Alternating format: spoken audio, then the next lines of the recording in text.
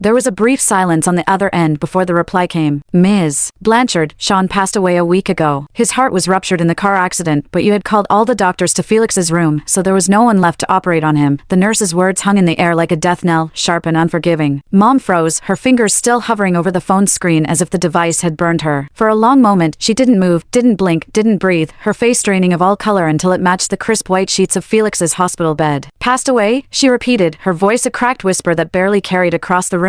That's impossible. He was faking it. He always fakes it to get attention. The nurse's sigh came through the receiver, heavy with sympathy and something else, disappointment, maybe, at the woman who'd let her own son die. I'm sorry, Ms. Blanchard. We did everything we could with the staff we had left, but his heart damage was too severe. He died on the operating table 30 minutes after you left his room. The phone slipped from Mom's hand, clattering to the floor. The sound jolted the house awake. Felix looked up from his game, brow furrowed. Ashley paused mid-sip of her wine. Dad turned away from the TV, annoyance melting into confusion. But Mom didn't notice any of them. Her eyes were fixed on the empty corner of the room, where my soul stood watching, and for the first time in my life, I saw fear in her gaze. No, she muttered, shaking her head violently as if to dispel the truth. He can't be dead. I didn't mean for this. Felix was hurt. His bones could have been broken. Sean was fine. He always is. He's a tough kid.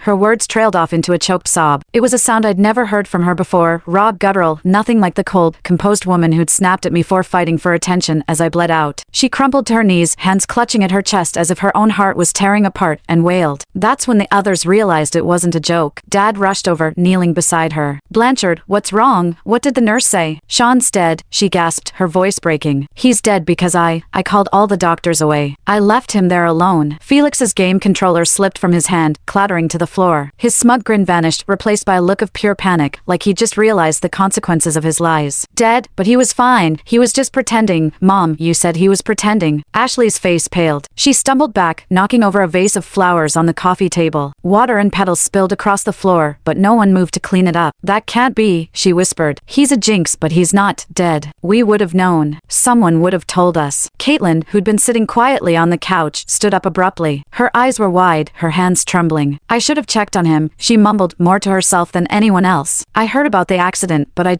thought he was being dramatic. Like always. The room fell into a heavy silence, broken only by Mom's ragged sobs. My soul hovered nearby, watching the family that had never loved me grieve for a son they'd abandoned. It was a strange, hollow feeling. I didn't feel joy, or satisfaction, or even relief. I just felt empty. Like all the years of longing for their love had left a hole that even their sorrow couldn't fill. For hours, they stayed that way. Mom cried until she had no tears left, then she sat on the floor staring at the phone, replaying the nurse's words in her head. Dad tried to comfort her, but his own hands were shaking. Ashley paced back and forth, muttering to